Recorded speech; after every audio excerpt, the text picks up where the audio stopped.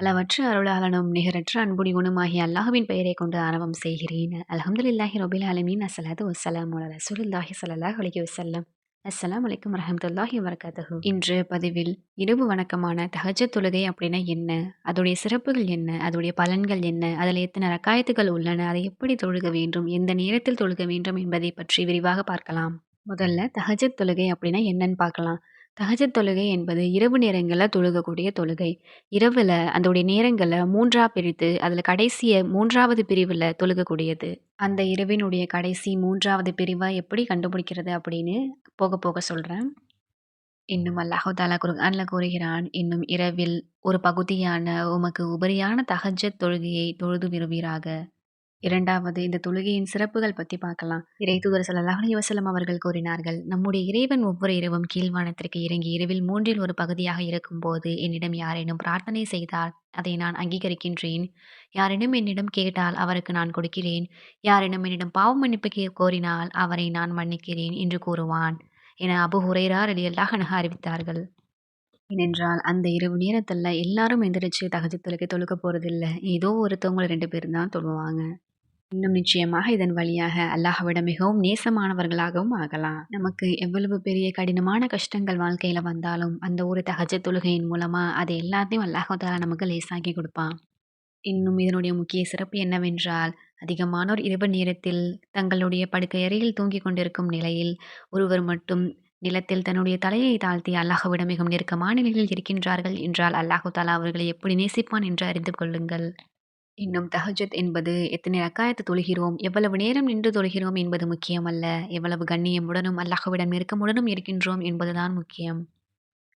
3வதாக எத்தனை ரக்காயத்துகள் தொழுக வேண்டும் என்றால், நபி ஸல்லல்லாஹு அலைஹி வஸல்லம் தஹஜ்ஜத் தொழுகையை 11 ரக்காயத்துகளுக்கு தாண்டி தொழுததில்லை.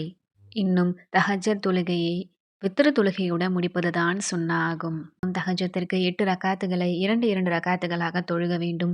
பின்பு இறுதியில் 3 வித்ர் தொழுது தொழுகையை முடிக்க வேண்டும். ஒவ்வொரு ரக்காத்தையும் பொறுமையாகவும் நிதானமாகவும் தொழுக வேண்டும். இப்போது தஹஜ்ஜத் தொழுகைக்கான சரியான நேரம் என்னவென்று பார்க்கலாம். நாம் இஷா தொழுத பிறகு இஷாவிலிருந்து ஃபஜர் ஆரம்பிக்கும் வரை உள்ளதுதான் இரவு என்று கூறுவோம். அந்த இரவில் 3 பங்காக பிரித்து அதில் கடைசி பங்கினை தான் தஹஜ்ஜத் தொழுவதற்கு சிறந்த நேரம் என்று கூறுவார்கள். இதனை விளக்கமாக கூறுகிறேன். இப்பொழுது இஷா தொழுகை 8 மணி அளவில் நடக்கிறது என்றால், ஃபஜர் தொழுகை 5 மணி அளவில் நடக்கும்.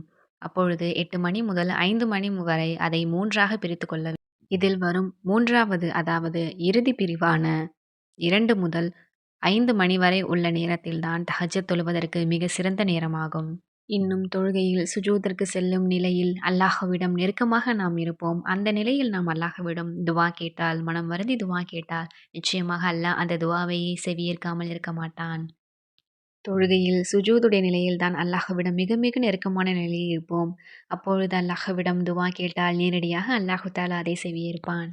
துவா கேட்பதற்கு முன்னாலும் சரி, துவா கேட்டதற்கு பின்பும் சரி, நபி ஸல்லல்லாஹு அலைஹி வஸல்லம் அவர்கள் மீது ஸலவாத்து கூறவில்லை என்றால், அந்த துவாவானது வானத்திற்கும் பூமிக்கும் இடையிலே நின்றுவிடும் என்று நபி ஸல்லல்லாஹு அலைஹி வஸல்லம் அவர்கள் கூறினார்கள். எனவே அண்ணல் நபி அவர்களின் மீது ஸலவாத்து கூறி துவாவை கேட்பதற்கும் முடிப்பதற்கும் மறந்து விடாதீர்கள். தஹஜ்ஜத் என்பது நாம் ஜன்னாவிற்கு செல்லும் ஒரு திறவுகோலாகும்.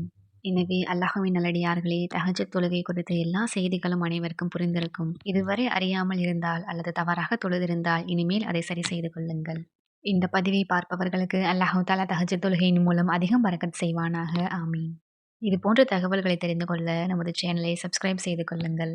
சுப்ஹான ரப்பிக ரப்பில் இஸ்ஸத்தி அம்மா யசிஃபூன் வஸ்ஸலாமு அலா முர்சலீன் வல்ஹம்துலில்லாஹி ரப்பில் ஆலமீன். அஸ்ஸலாமு அலைக்கும்.